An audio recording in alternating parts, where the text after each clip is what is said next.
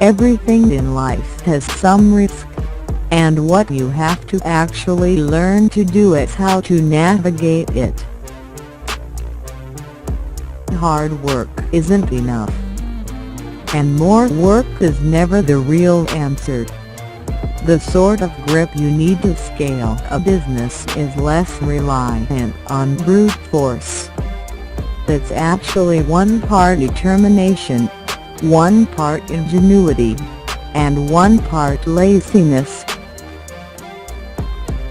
Some people mistake grip for sheer persistence, charging up the same hill again and again.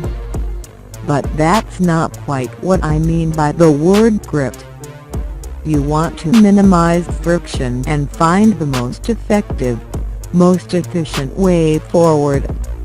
You might actually have more grip if you treat your energy as a precious commodity. Observe, orient, decide, act. It's fighter pilot terminology. If you have the faster OODA loop in a dogfight, you life. The other person dies. In Silicon Valley, the OODA loop of your decision-making is effectively what differentiates your ability to succeed.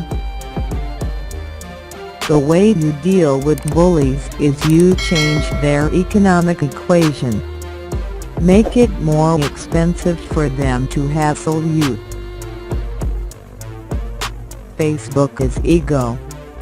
Singa is sloth. Lincoln is greed. So benevolent, enlightened, wise dictators are the most efficient form of government. The problem is what comes afterwards, right? Blitzscaling is always managerially inefficient, and it burns through a lot of capital quickly. But you have to be willing to take on these inefficiencies in order to scale up. That's the opposite of what large organizations optimize for. You have to be constantly reinventing yourself and investing in the future.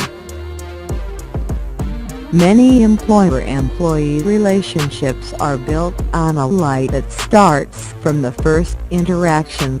Neither party automatically conceives of the relationship as something that will last a lifetime, but both interact as if it is.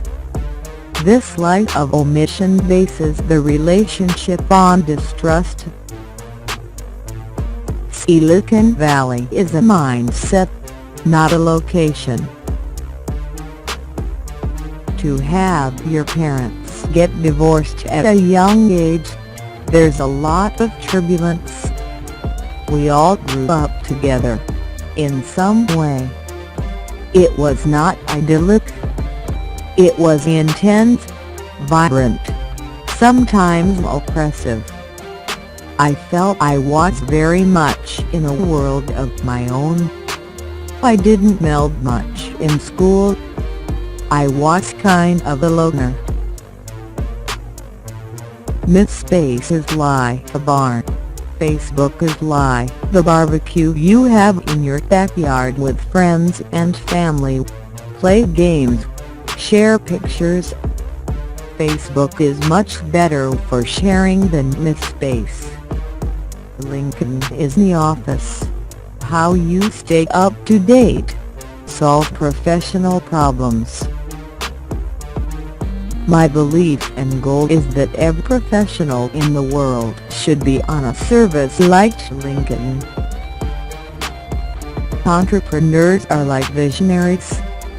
One of the ways they run forward is by viewing the thing they're doing as something that's going to be the whole world. I think I have a good track record, both in commercial investing and in philanthropic investing. I don't have any interest in creating the named foundation. I have an interest in really good impact for capital. I think I'm pretty good at doing it, so I'm going to apply myself to doing it in my lifetime. Democracy tends to be a collaborative process, a committee, a consensus.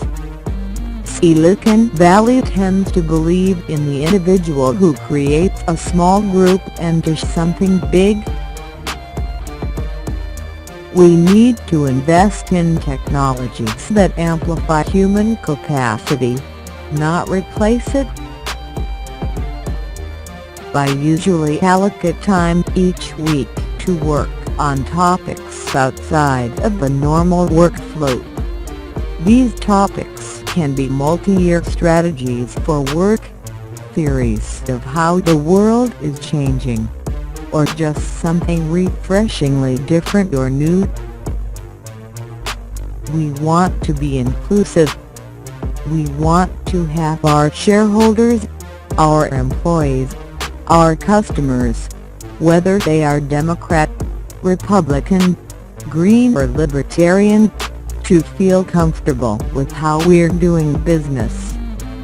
And so that tends to be apolitical. People say, no, I just simply shouldn't get involved in politics. The reason the social networking phenomenon is something that I invested in early and massively.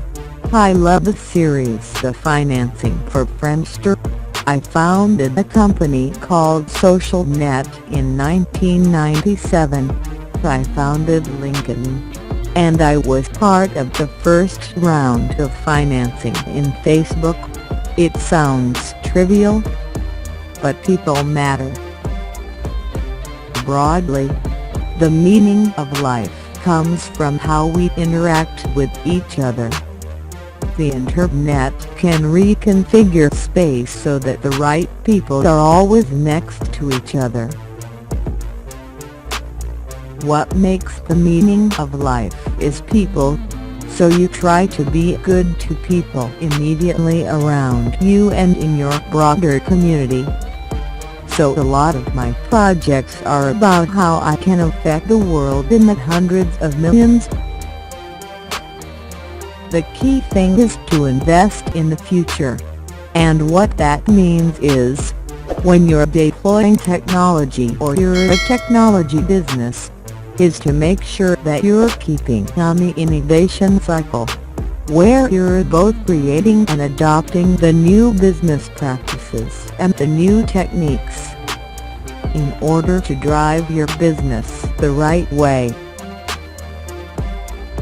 As a child, I wondered often, why are we? What is the meaning of life? These questions made me realize that life is what has meaning, not just individual lives, but all of our lives.